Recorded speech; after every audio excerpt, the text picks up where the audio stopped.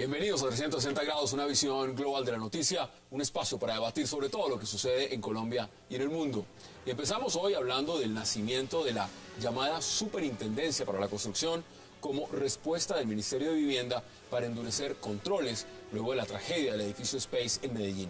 El ministro de Vivienda, Luis Felipe Henao, anunció la presentación de un proyecto de ley para crear la Superintendencia Delegada de Vivienda para vigilar curadurías y firmas de construcción. ¿Acabará esta nueva dependencia con las tragedias como la del edificio Space y con curadores corruptos? Lo vamos a debatir esta noche en 360 grados. También hablaremos puntualmente de la votación a favor del levantamiento de visas a ciudadanos colombianos y peruanos en la Comisión de Libertades Civiles del Parlamento Europeo. La excepción de visado de Colombia y Perú necesita todavía el visto bueno del Pleno de la Eurocámara y de los 28 miembros de la Unión Europea para su aprobación formal. ¿Eliminará en realidad la Unión Europea el visado a colombianos? ¿Qué hay en realidad detrás de esta decisión y qué consecuencias podría traer? Un punto que quiero debatir también esta noche con ustedes. Y por supuesto, en el tercer bloque hablaremos de la convención uribista que debe llevarse a cabo a finales de esta semana y cuyo resultado podría ser crucial para futuras alianzas políticas. Con un tribunal de garantías presidido por Fabio Echeverry Correa, el Uribe Centro Democrático hará su convención interna para definir candidato presidencial. ¿Por qué genera controversia esta convención? ¿Y por qué se dice que ya el candidato está definido por el expresidente Uribe? Tema de debate en 360 y no se muevan, que ya en segundos le damos la bienvenida a nuestros invitados.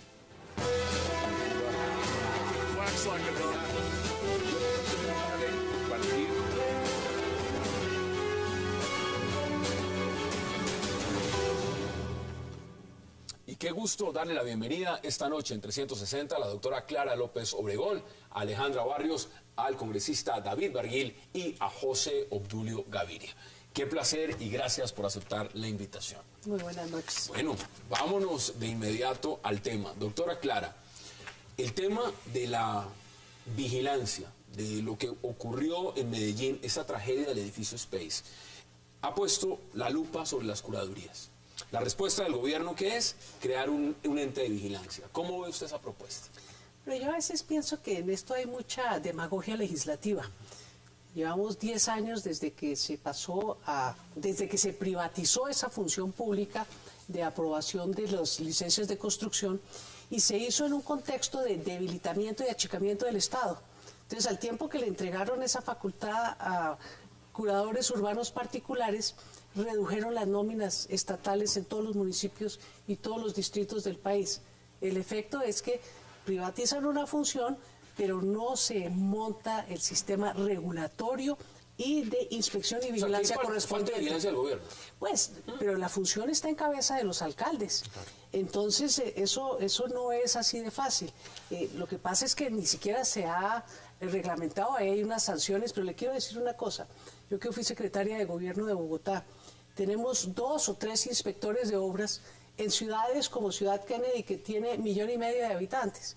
Entonces le quiero... ¿Solo 2? Sí, entonces y dicen 15 días para dar la autorización para que se ponga en funcionamiento el edificio construido. Y lo que es peor, cuando Medellín hizo el esfuerzo de sacar una reglamentación para ejercer esa función de inspección, se la tumbó el Consejo de Estado por demanda que instauró el Ministerio de Vivienda. Entonces, aquí hay mucha tela de donde cortar y creo que, enhorabuena, se va a hacer algo. Y creo que, aunque es tarde, es mucho mejor. Y ya el debate está puesto. Congresista, bienvenido. ¿Y usted cómo lo ve? Bueno, muchas gracias por la invitación y saludar a los panelistas y a ti, Hassan. Mire, yo también tengo muchas preocupaciones. Es decir, yo creo que lo que acaba de suceder en Medellín, por supuesto, prende las alarmas y debe generar una reacción por parte del Estado. Pero recordemos que, por ejemplo, hoy la autoridad policial la ejercen los municipios, los alcaldes son la máxima autoridad de policía y los que pueden salir a resolver ese tipo de temas legalmente. Yo no entiendo cómo una entidad de pronto ahora de orden central sale a ejercer este tipo de funciones en las regiones. Eso va a ser bien complejo. Mire, sí es complejo para los alcaldes. Mira las dificultades, por ejemplo, de demoler una obra que no cumple con las condiciones. Y eso no lo vemos todos los días, eso no se hace nunca. Ahora imagínense una entidad nacional ejerciendo esas funciones en los municipios de Colombia. Eso no es sencillo. Y una preocupación de fondo que sí tengo yo, y que haré la discusión en el Congreso, es la siguiente. yo vengo a hacer un gran debate a la Superintendencia de Industria y Comercio, a la Autoridad de Competencia en Colombia. Hoy la crisis que vivimos por los altos precios de medicamentos, de insumos agrícolas, del cemento, los abusos bancarios, los abusos... Usted habla del cartel del cemento. Pues claro, pero no hay solo cartel del cemento. A ver, aquí hay cartel de los insumos agrícolas, aquí hay cartelización alrededor de las tarifas bancarias. Es decir, yo he venido haciendo esa serie de denuncias y he dicho, la gran debilidad no de esta actual superintendencia, yo valoro esfuerzos del actual super, pero mire, de años y años es que Colombia no ha ejercido debidamente su autoridad de competencia para que funcione la libre competencia en el país, que es lo que genera desarrollo.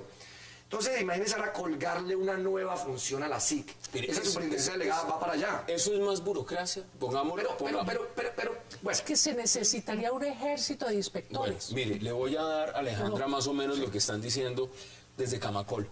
Desde Camacol dicen, mire, en Colombia se construyen al año 190.000 casas.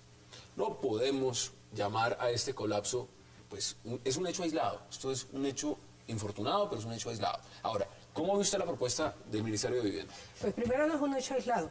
Digamos, este tema lo hemos tenido 2 veces en Bogotá, en Cartagena, en Cali, lo tuvimos en Barranquilla. Lo primero no es un hecho aislado. El tema de quién vigila a las constructoras, sobre todo la calidad de la vivienda, cuando uno está frente a constructoras grandes y empieza a agrietarse el apartamento, etcétera, encontrar un camino para solucionarlo no es fácil. En segundo lugar, pues una superintendencia, así se presenta el proyecto este semestre, lo que queda este trimestre, en pleno proceso electoral. Yo me muero de la pena, pero... Eso no pasa. No, eso no va a pasar, digamos. Pero sí, no hay tiempo, no hay tiempo y el próximo semestre todo el mundo va a estar en otra lógica, pero eso no significa que no sea importante sí pensar cuáles son los mecanismos de vigilancia hacia las Pero usted está diciendo constructoras algo y muy la calidad. importante. Proponer al aire, sabiendo que los términos no dan, esas propuestas son más políticas que cualquier cosa, porque realmente sobre la práctica no tienen ningún efecto. José Obdulio, bienvenido. ¿Cómo ve usted? Porque evidentemente usted vive en Medellín y eso ha conmocionado a Medellín, pero con un efecto nacional. ¿Son esta propuesta del gobierno, cómo le parece? Una barbaridad. Centralismo puro. La estolidez permanente de este gobierno que cree que todo es con una burocracia nueva de asesores para no sé qué, de altos comisionados para no sé cuántos, dinero para el clientelismo y la mermelada y cero interés en el problema real. El problema sí existe y no creo que sea aislado. Y es una situación que debe ser función específica de los municipios. En cualquier parte del mundo lo es, así funciona. Y no manejarlo desde acá, desde hoy. Mire, veamos las declaraciones del ministro de Vivienda Henao justamente sobre este tema. La primera es que se elimina el yo con yo en la supervisión de los proyectos. Antes un constructor podía supervisarse él mismo. No existía supervisión para proyectos con menos de 3.000 metros cuadrados. Hoy se exigirá supervisión para todos los proyectos. Lo segundo es que se elimina la posibilidad de que los curadores y los secretarios de planeación le den la posibilidad a un supervisor, a un constructor de que no tenga una supervisión independiente. La supervisión que se va a crear tendrá que estar permanentemente en nombre. Cada una de las fundiciones que se desarrolle, cada una de las pruebas de laboratorio para mirar la calidad del concreto que desarrolle tendrá que tener el visto bueno del supervisor y se crea la responsabilidad penal y patrimonial del supervisor si no reporta cualquier anomalía en el desarrollo de la obra. Se crea esta superintendencia delegada que dependerá de la Superintendencia de Industria y Comercio, que tendrá 2 funciones primordiales: defender al consumidor cuando el constructor no le cumpla y segundo, vigilar a los curadores. Y vamos a generar unas pólizas obligatorias sin excepción alguna para que todas las empresas que desarrollen un proyecto inmobiliario tengan esas pólizas y aseguren los recursos de los inversionistas en las mismas. Mire, muy fácil, eso dice el señor ministro de Vivienda. ¿Eso se puede hacer ahora o no se puede hacer? Sí, pero venga, yo primero quiero decir que valoro el esfuerzo del ministro, es decir, salir a plantear por lo menos alternativas. Yo estoy muy de acuerdo con Alejandra, hay que abrir el debate, es decir, este tipo de situaciones no se pueden volver a repetir. Todos sabemos las fallas que están ocurriendo en los municipios alrededor de la supervisión, eso no funciona, eso nunca ha funcionado, es decir, y yo creo que es muy importante que en cabeza del ministro de Vivienda se abra el debate. Yo creo que llevar una iniciativa al Congreso significa abrir el debate. Pero usted lo ve más enfocado en el tema de supervisión del gobierno, lo ve más enfocado en el tema de legislación frente a las curadurías o en las constructoras. Termino. abrir el debate para mí es bien importante, porque ahí van a surgir ideas y yo creo que ahí tenemos que sacar algo. Yo estoy de acuerdo en algunas cosas y en otras no. Es decir, yo creo que a la SIC no se le pueden otra vez poner más funciones. Tiene 8. Es decir, hoy la SIC no es solo la autoridad de competencia, sino que hace 7 cosas más. Por eso no puede hacer bien ni siquiera la autoridad de competencia. La primera investigación que hizo la SIC, por ejemplo, del cemento, ya que lo mencionó, fue hace 16 años. Hoy no hay una sanción, Bueno, de 16. pero 16 años. Imagínenselos ahora revisando edificios por todo Colombia. Pero ahora bien, y hoy en día... ¿Sabe qué pasa eso? Lo paraliza la construcción. Esa burocracia. No, venga, hay otro efecto. Es que usted sabe cómo se regula en todo el mundo todo ese tipo de temas, de lo que hacen las empresas privadas, las profesiones liberales, etcétera, los propios gremios. Y tiene unas reglas enormes, estrictísimas, y además generan una ética de comportamiento. Imagínense con Pero una, el con una presidente del supervigilancia. gremio allá en... Pero venga, José Tulio, no, yo creo que los era temas parte de la constructora. de la supervisión que el Estado tiene que haber, ahí le falta una patica a la cosa. Bueno, Es decir, tengo que ir a una pausa obligatoria y le doy la palabra inmediatamente. Vamos a la pausa y ya regresamos en 360.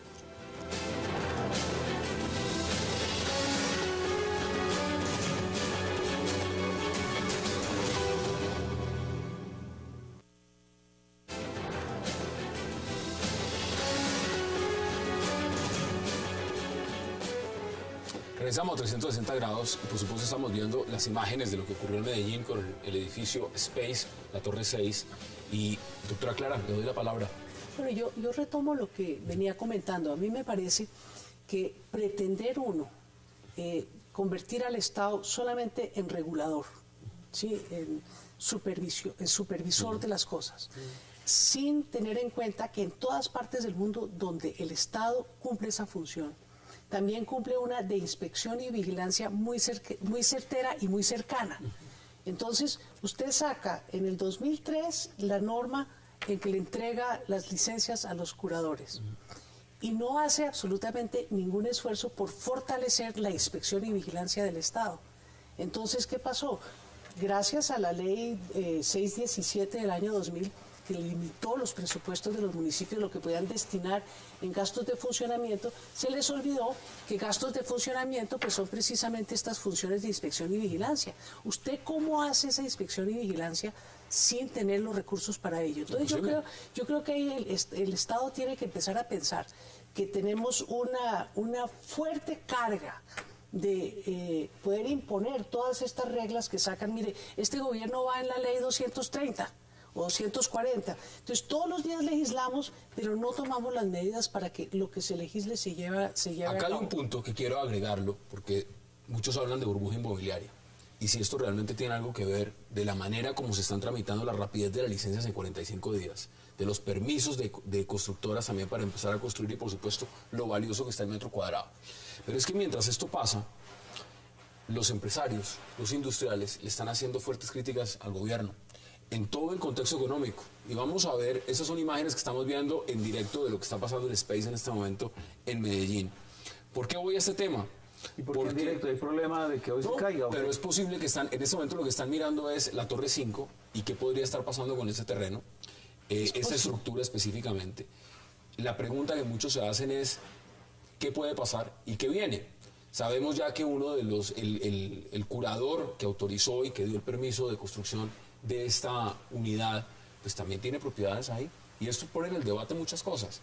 Pero mire, los industriales, los empresarios en Colombia están teniendo críticas al gobierno y uno de los temas es en infraestructura. ¿Cómo ve usted ese punto? ¿Usted vio el titular de la revista Dinero, casualmente? Pesimistas es el título. Esa es la pesimistas, pesimistas. ¿Cómo lo ve? ¿Cómo lo analiza usted? Yo estoy igual de pesimista. ¿Usted está igual de pesimista? Sí, claro. Y en el artículo de la revista Dinero dicen, no, es que el pesimismo de agosto fue por los paros agrarios, porque había mucho problema de gobernabilidad, pero ya salieron las cifras del DANE.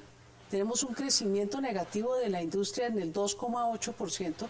Eso es, en los 8 meses del año, es una cosa verdaderamente delicada. Eber Castro, ¿se acuerdan de Eber Castro? Se lo dije, se lo previne. El proceso de paz es el que los tiene así. Mire, comillas, proceso de paz. En este caso estarían pasando cuenta de cobro por dificultades en materia de licenciamiento ambiental, consultas previas, desarrollo de infraestructura, negocios petroleros, mineros, compleja situación que tienen hoy sectores industriales y agrícolas. Eso está todo ligado. ¿Cómo lo ve? Pues mira, no es fácil la forma en cómo está terminando este año. Indiscutiblemente a este gobierno se les están juntando todas las nubes oscuras. Desastres como este, además, donde una de las industrias que se estaba moviendo era precisamente la construcción. Esto va a traer inmediatamente un receso, porque además lo que vamos a empezar a ver es autoridades mirando con mucho más cuidado todo lo que tiene que ver con la construcción durante unos meses como reacción a este tema. Los paros siguen. Lo que sigue pasando en el Cauca, yo creo que son unos llamados muy fuertes. Mire, y ahí estamos viendo gráficas de cómo ven los empresarios el tema en Colombia, porque esto no es cualquier cosa, esto lo dice Gallup. Pero yo creo que uno no tiene que mirar solamente todo atado al proceso de paz.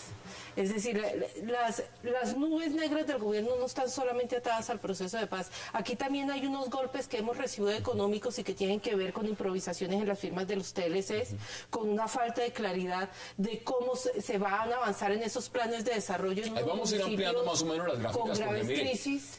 Opinión favorable o desfavorable. Estos son los empresarios. Esto no es el ciudadano a pie. Y le voy a dar un dato importante. ¿No leyó Hassan hoy un artículo que yo digo que ni tanto honor ni tanta indignidad? Dice José Obdulio Gaviria el pitonizo. No lo leí. Además la palabra no es adecuada porque siempre es femenina. Y entonces yo había dicho hace un año y medio que en noviembre el presidente Santos era un cadáver político. Y además le había dicho que el proceso de paz estaba condenado al fracaso e iba a generar unas consecuencias políticas terribles para la nación colombiana. Entonces, la verdad es que la falta de norte es el haber planteado los contenidos del proceso de paz, no el proceso de paz en sí mismo. Como tal, mire, doctora Clara, que los empresarios, y aquí estamos hablando de los grandes sectores económicos en el país, le pongan a la economía una calificación en gestión económica al gobierno de 2.8 sobre 5. Pero ya lo empezaba a decir Alejandra, es que fíjese usted, el tema de los TLCs no es de poca monta. Tenemos las exportaciones de capa caída y el único crecimiento que hay en consumo es por lo que estamos importando. Estamos importando todo lo que antes fabricábamos en Colombia, tanto desde el punto de vista industrial como desde el punto de vista agrícola. Tenemos una política macroeconómica muy mal diseñada. El poco espacio que hay de emisión monetaria se está yendo, y se lo quiero decir, para comprar test del gobierno. Esto es una cosa verdaderamente escandalosa. Eso sí no lo puedo yo aceptar. Yo creo que si hay algo para mostrar es el manejo de las finanzas públicas. Es decir, las cifras no mienten. Es decir, Colombia redujo, por supuesto, su déficit fiscal. Colombia aumentó sus recaudos de impuestos de manera significativa. Es decir, es una realidad que quién puede negar. Colombia tuvo el grado de inversión que le permitió, Hassan, óigame bien, que el costo de la deuda se redujera notablemente, lo cual generó, por supuesto, que muchos de esos recursos que antes se iban a pagar parte de la deuda clara pudieran ser redireccionados a la inversión. Tuvimos 2 adiciones presupuestales que eran nada más nada menos que eso que se dejó de pagar por la deuda. Esto entonces los empresarios? ¿Por qué lo dicen? Eso es un tema de percepción. Pero de pronto vienen en otro país los empresarios. Acabamos de recibir, yo termino, acabamos de recibir, perdón, al ministro de Hacienda se le acaba de conferir el honor de ser declarado el mejor ministro de Hacienda de las Américas por el buen manejo fiscal. Y mire bien. Y el mejor policía del mundo, y el nuestro también fue el mejor. A ver, estamos en un contexto internacional en crisis. Y Colombia incluso ha sido de los menos golpeados por la crisis. No, pues es que al contrario está. Pero vuelvo a la pregunta. Entonces, ¿por qué dicen esto los señores empresarios? Es que eso de ser uno defensor de oficio del gobierno es dramático. Porque la verdad es que tenemos una cosa muy delicada. 3% de déficit en la balanza de bienes y servicios. ¿Qué quiere decir eso? Que tuvimos toda una etapa de altos precios en las materias primas y como antes Eso le daba al país una posibilidad de un ahorro impresionante, ahora no. Ahora seguimos con el déficit gemelo, déficit fiscal y déficit de la cuenta corriente.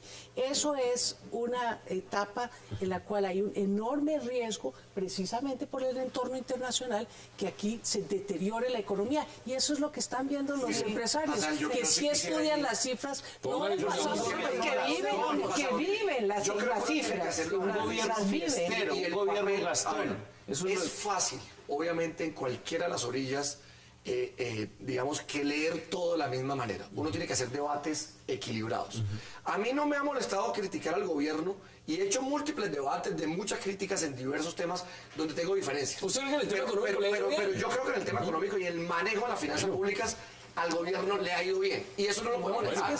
José todo Obdulio, lo contrario. eso lo están diciendo los empresarios. La esencia de la calificación de un país para que esté bien o mal es crecimiento económico. Este gobierno ha jugado con la cifra, ha estado tomando el pelo incluso a las entidades internacionales. Nosotros versus un Paraguay que va a crecer al 8.6, un Panamá al 7.5, estamos en una mediocridad del 3.2, 3.5.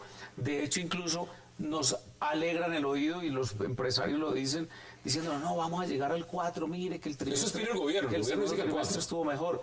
No, es una mala conducción económica, es una mala conducción de la agricultura, particularmente, una mala conducción de todo el tema de la minería. La construcción medio ha funcionado, pero no es por el gobierno y no a pesar del gobierno. Y en general, el sistema de salud está manga por hombro, lo tienen destruido, han creado una desconfianza absoluta, el sistema educativo mismo está en una crisis terrible. Me dicen que ahora prácticamente entra en una situación de quiebra técnica el ICETEX, etcétera, etcétera, etcétera. Los indicadores, por ejemplo, la venta de vehículos, que es un indicador extraordinario e importante, está en 9% de disminución en el último trimestre, y póngale todos los etcétera. Y le quiero comentar una cosa, es que nos saca y nos aísla el buen comportamiento fiscal. Es que precisamente es el comportamiento equivocado para la etapa en que estamos. Es que esa austeridad del gobierno lo que está disminuyendo el potencial de crecimiento de la economía, y estamos viendo mes a mes cómo se reduce el empleo, cómo se reduce la generación de empleo en donde hay empleo formal. Problemas de ejecución. Vamos a seguir viendo gráficas de lo que significa lo que piensan en este momento los empresarios. ¿Está usted de acuerdo o en desacuerdo con un impuesto que grave dividendos? Sí, 20%, no 80%. Pero miren, importante lo que se ha mencionado y es lo que significa la negociación en La Habana. Incertidumbre. Incertidumbre. Ahora, quiero que empecemos a redondear este tema porque vamos a hablar de la convención uribista. Sí, pero déjame, porque yo sí creo que hay temas que uno, todo no se lo puede además achacar uno a la negociación en La Habana. Es decir, a mí no me pueden decir que el tema del paro de que hicieron los campesinos tiene que ver con la negociación de La Habana. Es decir, tienen una crisis en agricultura porque les golpeó el TLC. Que si tenemos crisis en otros sectores de la economía, pues no todo es culpa de la negociación de La Habana. Creo que son dos temas que tenemos que separar y mirar cada uno en la dimensión económica. Indiscutiblemente, José Obdulio, hay algún tipo de empresarios que el tema de la negociación de La Habana los afecta y los pone muy nerviosos. No me cabe la menor duda. Pero no todo está relacionado con la negociación en La Habana, y yo sí preferiría hacer en eso como una diferencia. Lo que pasa es que como la encuesta es sobre estado de ánimo, el estado Son de ánimo... encuestas, no son fotografías en un momento específico, pero mire, en un momento específico le voy a leer aquí textualmente lo que más o menos dice Gallup, y es lo siguiente: el porcentaje de empresarios que cree que la relación con el gobierno ha empeorado aumentó en un 17% en este semestre. Es decir, esto va en aumento, esto no va bajando, esto va creciendo. ¿Cuáles son sus conclusiones? Lo que es que las cifras gruesas de los indicadores muestran que los empresarios tienen la razón, no solamente por la impresión y la sensación, sino porque de hecho se están deteriorando las estadísticas. Y le voy a contar una cosa más. Lo que es increíble es que las utilidades sí van por ascensor. En cambio, las cifras de crecimiento económico, de generación de empleo, están subiendo a pie. Eso es algo muy, muy delicado porque muestra que la política de ingresos y salarios en este país está concentrando un país ya desequilibrado desde el punto de vista de ¿Cuáles son las conclusiones, congresista? Yo creo que hay serios problemas alrededor de los 2 primeros años de gobierno, donde para nadie es un secreto que hubo serios problemas en la ejecución. Las consecuencias de ello, hoy las estamos pudiendo ver reflejadas en varios de los comportamientos de algunos sectores de la industria y del desarrollo económico, por supuesto. Yo creo que hubo serios problemas en los 2 primeros años en toda esa plática que pudimos recoger de la diana adicional, todo ese buen momento en llevarlo a carreteras, a puertos, a aeropuertos, a red terciaria. Pero mire que sí le quiero decir algo, porque yo creo 20 segundos me quedan. eso ya arrancó y ya se están haciendo las vías rurales y ya empiezan los programas de acueducto, ya se están entregando las casas. Por eso hay que vender ese gen. Vamos a la pausa porque regreso vamos a hablar de una convención univista. Ya regresamos.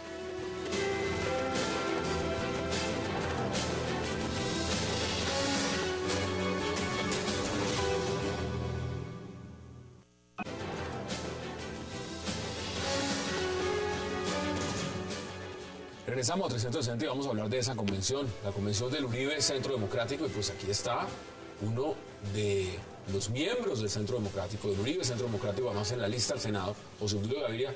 José Obdulio, esa convención es el 24 y el 25. La pregunta es, ¿hay crisis o no hay crisis? ¿Qué está pasando? No, es una gran convención. Obviamente, ¿qué partido no tiene fracciones, grupos, sectores, etcétera? Todos. Si no lo tuviera, sería más bien un cónclave cuya inspiración sería el Espíritu Santo y no habría esfuerzo. ¿Sabe por qué se lo digo también? Porque estoy leyendo un tuit en este momento de Francisco Pacho Santos, donde dice, ¿será que algunos no quieren que vayamos a la convención? Y dice, el viernes fui notificado por el director del Uribe Centro Democrático la aprobación de unas reglas electorales discutidas con Fabio Echeverry como garante de este proceso. Hoy algunos medios de comunicación me informan que las van a cambiar nuevamente. Si las vuelven a cambiar, estoy por creer que algunos no quieren que vayamos a esa convención. Bueno, pero yo le doy ya informes. Yo hablé con Pacho y supe lo que él habló con Fabio Echeverry. Se van a reunir mañana y van a aclarar. Es respecto a un fenómeno de pura esencia democrática y es si una primera votación define el candidato o si, como son 3, hay 2 vueltas. 2 vueltas. Ese es el punto. Y yo creo que la duda es casi ninguna. Debe haber 2 vueltas. ¿Cómo ve usted ese proceso? ¿Hay crisis o no hay crisis? Desde afuera, ¿usted cómo lo ve? Pues mientras tengan unas reglas de juego claras, Hassan, digamos, nosotros sí, y ahí sí como misión de observación electoral, somos absolutamente respetuosos de las formas como cada organización política. Es un tema interno. Sí, toma la decisión de seleccionar sus candidatos. El puro Centro Democrático está acordando unas reglas y mientras todos los candidatos o los precandidatos que se vean afectados por esas reglas estén de acuerdo, tengan un garante que confíen, digamos, nosotros frente a eso no tenemos nada que decir. Ustedes en el Polo fueron muy juiciosos y dijeron desde hace rato, nuestra candidata es la doctora Clara López Obregón a la presidencia. Pero yo quiero resaltar un elemento. Nosotros hicimos unas elecciones internas del Polo, vigiladas y adelantadas y contados los votos por la Registraduría Nacional del Estado Civil. Participaron 160.000 militantes del partido. Tuvimos votos en 1.025 municipios del país. Así es que cada uno de los 750 delegados y delegadas tiene una legitimidad democrática basada en una votación popular. A mí me parece que ese tipo de democracia pues hace mucho más fácil establecer las reglas del juego que contienen nuestros estatutos y que dicen cómo se toman estas decisiones. Entiendo las dificultades del Centro Democrático recién iniciando, todos los delegados por derecho propio, ahí no hay elecciones, entonces es bien complicado. Pero yo creo que, como dice Alejandra, eso es la determinación de cada sector político, uno respeta y lo que les deseamos es que puedan superar toda la crisis para poder presentar una Usted dice crisis, lista. usted sí pone la palabra crisis. Pues a mí sí me parece, bueno, si quieren la retiro. A mí me parece que tienen las dificultades que tienen todos los partidos, pero me parece que tiene una dificultad mucho más grande. ¿Cuál es? Que parece ser un partido de uno. Aquí dice José Obdulio que eso no es una conclave del Espíritu Santo, pero a mí me suena una conclave de Álvaro Uribe. ¿Quién Sí, responde? es cierto. Es decir, este es un movimiento que nace de dos hechos reales. Primero, un liderazgo muy fuerte del presidente Uribe y algo que yo llamo un cuerpo de doctrina, que nos define claramente frente a casi todos los temas. Entonces, eso es lo que se va a expresar ahí. Ahora, recordemos lo siguiente, esto es un hecho accidental. ¿Por qué? Porque había convocado una consulta para el 9 de marzo. Se decidió, por presiones de varios sectores, etcétera, modificar esa carrera que llevábamos haciendo. ¿Esa consulta le favorecía a Pacho Santos? Yo creo que cualquier escenario favorece a Pacho Santos. ¿Por qué? Hoy Datesco publica en El Tiempo un primer informe. Pacho 20, Oscar Iván 4, Carlos Holmes 1.5. Sé que ya están los trabajos de campo de otras dos empresas y lo que observé en lo poco que dejan ver, etcétera, es lo mismo. Es similar. Entonces yo creo que el partido no puede ser un partido suicida, es decir, simplemente querer tener candidato aunque vaya a perder. Debe ser un candidato con vocación de triunfo. Y un candidato con vocación de triunfo tiene, primero, una definición de su liderazgo y dos, una medición que es científica. No es una medición ni subjetiva ni caprichosa. Y esa medición científica se llaman las encuestas. Por ejemplo, la doctora Clara sabe muy bien que su situación hoy es muy buena. En todas las encuestas. ¿En las encuestas? Está muy bien. marcando muy bien. Entonces, por eso el partido mantiene su política. En cambio, el Partido Liberal que se va a poner dice que están pensando en Vivian Morales, por ejemplo. Bueno, etcétera. Aquí está el partido también del El Partido congresista Conservador Barguil, está que pensando en mirando. Marta Lucía Ramírez. Entonces, ¿Cómo ve usted lo que está pasando en el Yo creo que, obviamente, desde afuera, la percepción, lo que uno escucha en las esquinas de Montería, de mi tierra, uno sí ve que sacan en los medios de comunicación que hay un tuit que están peleando, que hay un chat que se filtró, que hay un candidato molesto, que se iban a hacer elecciones y ya no. Y yo creo que sí hay, alrededor de todas estas últimas situaciones que se han presentado, como que incertidumbres. Es más, les quiero contar, mucha gente dice que lo que sucede es que hay un gallo tapado y que se tiene un gallo tapado alrededor del candidato presidencial. ¿No será un conservador? Bueno, no hay idea, pero miren todas las especulaciones que ya se tejen cuando antes había claridad absoluta de que se iba a elegir el candidato del Centro Democrático en una consulta el próximo 9 de marzo. Es decir, yo creo que sí, todo este movimiento ha generado suspicacias y cree uno desde afuera que hay peleas entre los candidatos presidenciales, incluso amenazas y a veces siente uno que se han dado filtraciones. que se le trató de parar la carrera a Pachito que iba como un boli. No, y que peleen entre los precandidatos a mí no me parece extraño, pero yo no, por ejemplo, a mí Pero que se no le sé, trate de me parar, por parecería ejemplo, la difícil carrera un a gallo Pacho que tapado. iba adelante en la contienda, Sí. uno ahí sí ve Es que qué pasó ahí. tomarle el pelo a Fabio Echeverry, es decir, uno tener un gallo tapado teniendo como garante de una convención a Fabio Eso no lo Echeverry, viable. pues ese señor es muy bravo. Ese señor para es muy bravo. efectos de que Ese señor es muy bravo. el público, el auditorio nuestro entienda la cosa, primero, estamos en una carrera. Y en una carrera, lo importante de cada uno es su esfuerzo y su trabajo. Y en eso hay faules, en eso también hay incumplimiento de reglas que terminan generando una sanción de 20 segundos, etcétera, etcétera. Aquí estamos en una carrera. Esperamos que la carrera sea muy limpia. Respecto a por qué se dicen tantas cosas afuera, y cuando digo afuera es en semana, en 360 grados, etcétera, etcétera, es porque la vida de las reinas es muy atractiva. Y el partido hoy es la reina, ¿cierto? Es el partido de Álvaro Uribe. Y en consecuencia genera mucho comentario, mucho chisme, obviamente. Además, ciertos malos comportamientos como el de Oscar Iván respecto a mí, por ejemplo. Eso yo estaba fuera del país, pero yo entiendo que eso, según me dice mi hija, fui el más buscado en Google durante toda la semana en Colombia. Yo no puedo creer eso, etcétera. Entonces, esas son cosas de la vida cotidiana de los partidos. Pero usted pone el Y término... más de los partidos con vocación de poder. No hay gallo tapado, no hay gallo tapado. No, pero usted puso el término reinado y ahí uno podría decir un palo. O sea, hay un palo, ¿no? O sea, hay un palo en el reinado. Cada reinado hay un palo. Hay un palo Sí, pero aquí estamos hablando de, bueno, entonces pongámoslo de una carrera individual para una carrera de obstáculos. una etapa a cronómetro en ascenso, Yo veo ganadora a Pacho, me parece evidente, entre otras cosas por sentido de sentido común. Si yo tengo una persona con el 20% versus otra con el 4% y otra con el 1%. Me parece muy interesante su análisis porque es que aquí hay una candidata oficial del Polo Democrático y evidentemente al momento de enfrentarse en unas futuras elecciones, porque usted va a estar ahí representando al Polo, ¿según cuál se enfrentaría? ¿O le da exactamente lo mismo? No, desde luego uno espera que salga un candidato fuerte, porque la representación en un proceso electoral entre lo que es el pasado, lo que es regresar a lo que fue el gobierno de Uribe, frente a la opción que nosotros presentamos, que es una nueva Colombia con un cambio de rumbo en el manejo de la cosa económica y desde luego un compromiso profundo con la paz de este país, pues entre mejor representado y más fuerte sea el candidato uribista, pues nosotros nos sentimos mejor representados. Hoy están más cerca porque que nunca. podemos No, generar... sabe que ya habíamos previsto esto en otro programa, y es que es evidente que con las necedades de Santos, de Juan Manuel, las probabilidades de confrontación en segunda vuelta, si la hay, que yo creo que la va a haber, es entre el uribismo y Clara. Entre el uribismo y la izquierda, mejor dicho. Eso es como usted lo ve. O sea, Bueno, hay una tercería también que estaría en juego.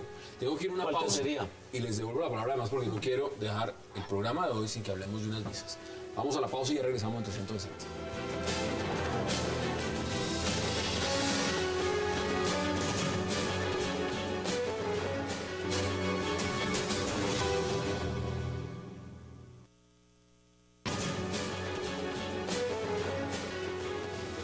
Y vamos a las conclusiones de este tema. Me quedan 2 minutos para este tema. Deme sus conclusiones. ¿Cómo ve lo que va a pasar con esta convención? ¿Cuál será el ungido? Deme un pronóstico. No voy a dar ningún pronóstico. Lo único que yo le deseo al Centro Democrático es que tengan una convención en tranquilidad, con reglas de juego claras. Todo se empieza a definir hacia el 9 de noviembre cuando empiezan a presentarse las listas y vamos viendo panoramas mucho más claros para las próximas elecciones. Ojalá unas elecciones con altura, sin epítetos, sin agravios a los contrincantes, sino con argumentos. Con ideas. Con ideas, y... ¿Cuáles son sus conclusiones, congresista? No, mira, yo creo que claramente aquí se trató de parar la carrera que llevaba Pachito. Eso es lo que uno ve y lo que uno siente y percibe. Y creo que después de esa situación uno no sabe qué va a pasar en esa convención. Yo creo que ahí hay cartas que aún no conocemos. ¿Usted sí cree en el palo, entonces? Yo creo en el palo. ¿Cuáles son las suyas? Pero yo creo que el suspenso pues se vence este fin de semana. Pero la regla de que solo hay 2 vueltas termina en una posibilidad, que es que si ninguno de los candidatos obtiene el 51% en la segunda vuelta de la votación de la convención, pues le van a entregar la decisión al presidente Álvaro Uribe. Y en el palo. Y entonces ahí pues se vuelve a barajar. No, porque explico, la regla es que el tercero en la primera votación sale. Okay. Y además tienen un tema, y es que varios de los que han nombrado palos pues pertenecen a otras organizaciones políticas que no han renunciado. Usted lo dice claramente, no sabemos después qué alianzas vengan, los conservadores están todavía mirando para dónde van. Vea, yo se lo hago como declaración, no como un análisis político ni haciendo aquí futurología. El candidato está entre esos 3 nombres, es el candidato del uribismo. Cuarto, uno que venga de afuera no hay. Coaliciones para un tiquete abiertas totalmente, pero el candidato es él. Es uno de esos. Cuando digo que coalición para un tiquete, por ejemplo, un vicepresidente conservador. Bueno. Bueno, ya está la oferta hecha. Ahí está la oferta hecha. Primer asunto. Segundo. Bueno, pero yo sí quiero aclarar, ¿de la izquierda cuál? Porque es que ahí es donde empiezan las confusiones. De acuerdo, hablamos. O de pronto, a ver, el Partido Conservador no ha tomado decisiones sobre si acompaña la reelección del presidente o sobre si se va o sobre si se va por la contienda presidencial con candidato propio. Lo digo No, el Partido Conservador sí tiene una encrucijada en el escenario de la vicepresidencia. Ustedes quieren candidato propio. Todavía no se ha definido si se acompaña al presidente porque el presidente no ha dicho si se va a reelegir o no. O si la decisión es que el partido vaya con candidato a la presidencia. No hablemos de vicepresidencia. ¿Cómo así que vicepresidencia? Bueno, ahí están las ofertas. Segundo, las reglas están más o menos claras. Es la única discusión hoy como una discusión nueva fue la segunda vuelta. Y por lo tanto no hay problema en la integración, se sabe cómo llega cada uno de los delegados, qué le da derecho a hacerlo o dónde se elige. Y en consecuencia lo que vamos a tener es una convención muy deliberativa, con unas reglas claras sobre las ponencias de cada precandidato y la votación sobre cada uno de los temas. Ahí está, y esperemos, porque seguiremos hablando del tema, por supuesto, y esperando que llegue la fecha. Mire, hay un tema que no quiero dejar pasar, y lo he anunciado desde el inicio, y es esa posibilidad, porque el presidente Santos está celebrando la decisión de la Comisión de Libertades Civiles del Parlamento Europeo de dar luz verde a la excepción de visado para colombianos y peruanos. ¿Usted cómo ve eso? Bueno, es un primer paso, ¿no? Todavía le falta pasar por el Parlamento de cada uno de los 30 países que hacen parte de la Unión Europea. Y todo el 2014 en trámite. Pero es que es necesario eso de la no reciprocidad en las relaciones internacionales que tenemos nosotros con Estados Unidos y con la Unión Europea. Es verdaderamente inaceptable. Nosotros ¿Usted cree que desde hace rato se debió plantear esto? Desde hace rato, y es que, o alternativamente, decir, bueno, usted no nos pone visa, pero entonces nosotros tenemos que dar reciprocidad poniendo visado. Es que si uno no se hace respetar, pues no lo van a respetar. ¿Es un tema de crisis económica, Alejandro? Pues yo sí creo que está un poco atado a la crisis económica de España. Tenemos bastantes españoles llegando Porque el a PSOE y el Colombia. PP son los que están impulsando mancomunadamente Pero esto. en esto sí coincido muchísimo con la doctora Clara López. Colombia no tiene una política internacional de reciprocidad. En ese sentido, nosotros ni con la Unión Europea ni con Estados Unidos, uno entra a otros países y por lo menos ve el pago que dice pago de reciprocidad y uno dice por lo menos le están cobrando la entrada al país. Y mientras nosotros permitimos que todos entren, no tenemos como criterios para mirar cómo hacemos recíproco las barreras que nos ponen. Y pues no soy tan optimista. No es tan optimista, No, falta yo todo el no, 2014.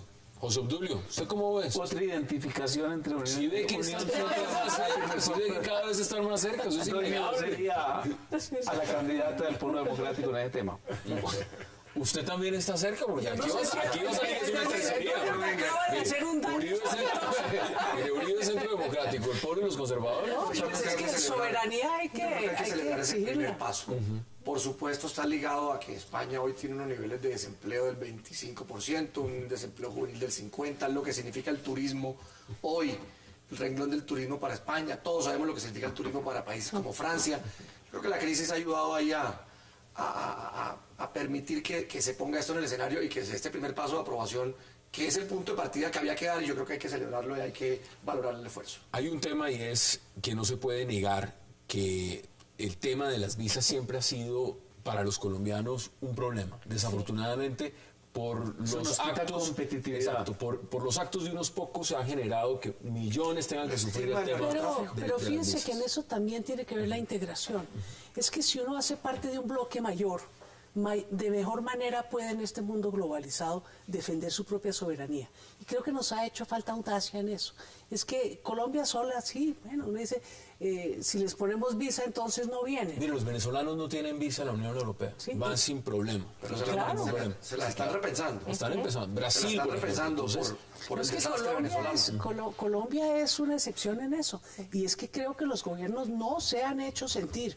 Y de verdad uno tiene que hacerse respetar, porque también a la los lectura colombianos los están pero también la lectura vapuleando es, yo injustamente. creo que esto es un voto de confianza, y de confianza en Colombia, en el país, y eso hay que valorarlo. Yo creo que no podemos, es decir, para nadie es un secreto que los problemas de narcotráfico, los problemas de la violencia en Colombia, ese estigma que se Hace tenía unos días afuera, habían protestas y en esto es un voto de Antofagasta, confianza. Mire, No hablemos le del quiero- Estado, no hablemos de le ningún quiero gobierno, contar. al país. Mire, le quiero contar que los colombianos no son los únicos que hacen narcotráfico. En España lo hacen los españoles, en Inglaterra los ingleses, en Estados Unidos los americanos. Entonces, Por ese supuesto. cuento es que No, claro, pero venga, hemos estamos de sabido acuerdo. exigir. Estamos de acuerdo, pero un estábamos respeto castigados nuestra gente. por eso. Sí, no, Posiblemente. discutirlo está muy bien y que entre ya en la agenda de Europa está muy bien y hay que Le mantenerlo. propongo, Hassan, que trate Póngalo ese porque me tema. quedan 20 segundos. Estuve viendo los videos respecto a lo de Antofagasta, muy grave, porque entre otras cosas ve uno una mentalidad xenófoba y racista. ¿Y vio las cifras? Muy grave. Pues lo que Los chilenos. Los que tienen negocio con el narcotráfico son los chilenos, no los colombianos. Exactamente. Ahí está, y por eso me parecía importante poner el debate sobre la mesa. Exigir que no lo discriminen. Y quiero cerrar invitando a todos los de Teusaquillo, pero además a todos los de Bogotá, todos. a que vengan a la Noche en Blanco en Teusaquillo. Se va a sacar arte moderno a la calle, van a venir artistas. ¿Eso es aquí?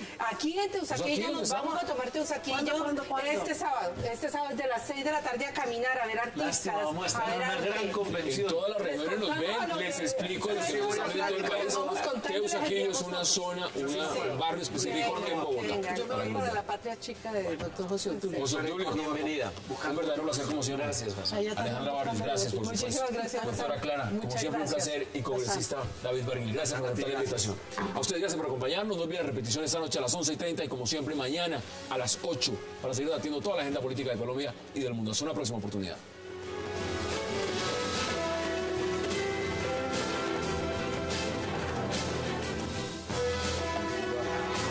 Wax on your